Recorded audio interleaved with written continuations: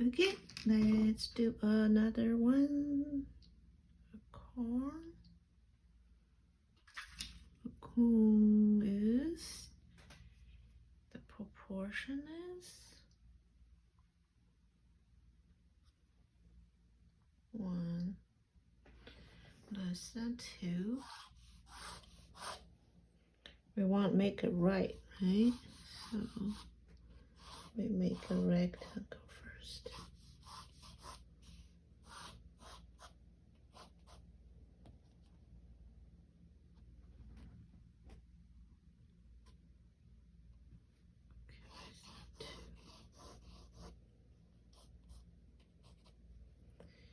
Let me see.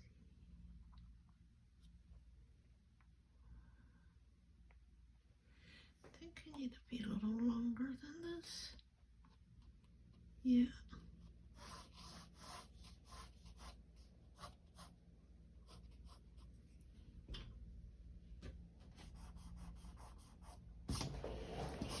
After that, take a straight line in the center and straight line here. I'm going to end that here and here and make sure it's same length. Don't go like up or down. And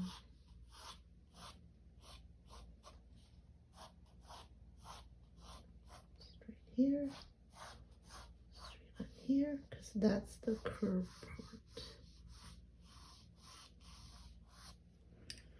Okay, that's not very straight.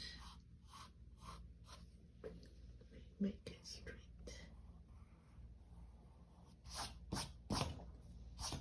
This thing really bothers me.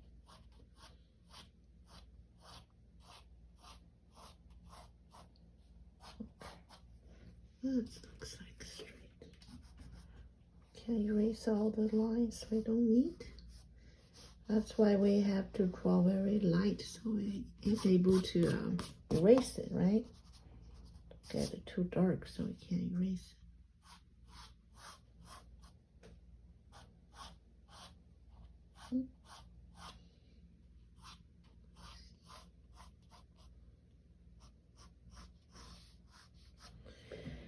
Okay, now what you see is from the core shadow, right? Because the core shadow, because this is slanted, so the core shadow is slanted, the core shadow didn't go straight, right? But one point, you probably will see the core shadow straight, is when you're standing like literally between the dark part, half dark, half light side, the core shadow probably be straight, right? But right now you are standing more on the lighter side, like you see more the lighter part than the darker part, means you are probably standing right here, right? More on the lighter side than, on the darker side. So first of all, we find the place of the core shadow. Important. That's where the perspective you are saying that, right? You are standing on the lighter side, so you see core shadow is more on the right side, right? And left side is the lighter side. So the place of the core shadow important. Don't just randomly find a place to put the core shadow. Okay, now I'm shading it.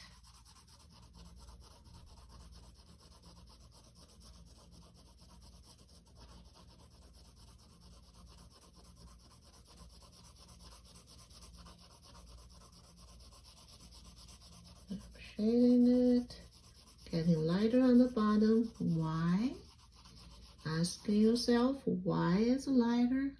Because the reflection from the table make it lighter. So first layer not dark enough.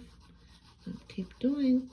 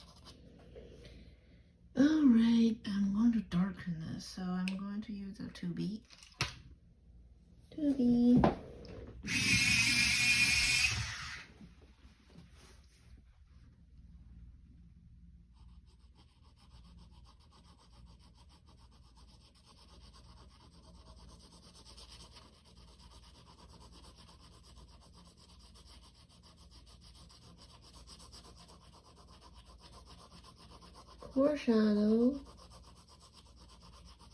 don't make a strip. So you have to fade it on the side, okay? So not like this. It's more like this.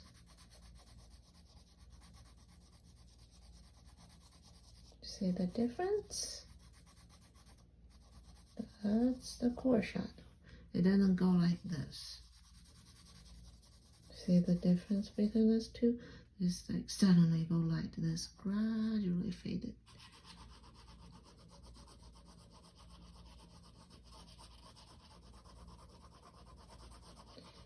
So when you're doing this, right, not just shade what I told you to do it, but understand why are you doing that, right? So you think about it. If it thinks it's round, right, and light is different, it has to be gradually from the dark to light. If it thinks it does have an edge, right, they're going to be stopped, then turn to light. That's why you are shading from dark to light. Got it? It's different. I want you to understand. I don't want you just like to do what I told you to do. Don't even know why is it, and now why that's light, right? Why the edge is light? Why is that? Because the reflection, right? Because they turn to the other side. This face facing different light than all this. That's why the facing a lighter part, so that's light. It is not always going to be that. If you put a dark black board over here, the black board is going to reflect the black on there. That won't be light anymore, right? It's going to be dark.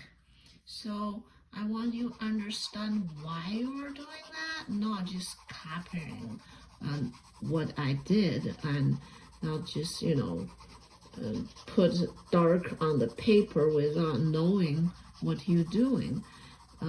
So all this shading, all those shades you put there, all those shadows you put there, it got to be serve a purpose of it, right? And you want to make these things rounded up. That's why you shade, okay? I want you to understand that's more important than you can shade a nice shading, okay? See, when you shade background, start from here out so you can, protect the edge, protect the contour line, and it goes lighter on the bottom.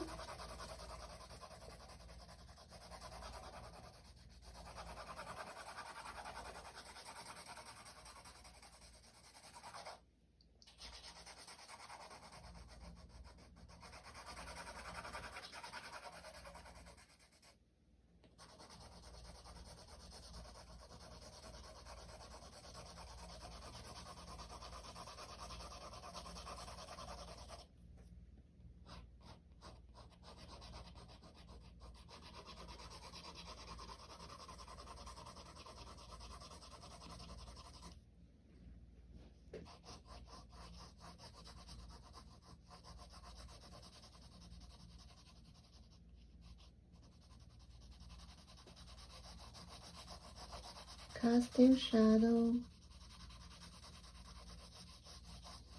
edge, not too sharp too, okay? Fade it.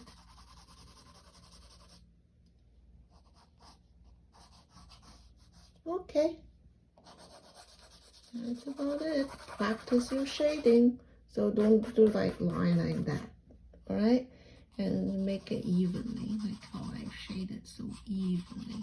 But I practiced so many years, okay? So you just start learning it, and you will get better when you practice it. So it's okay if you're not doing as smooth as what I did, but you will if you keep practicing like me.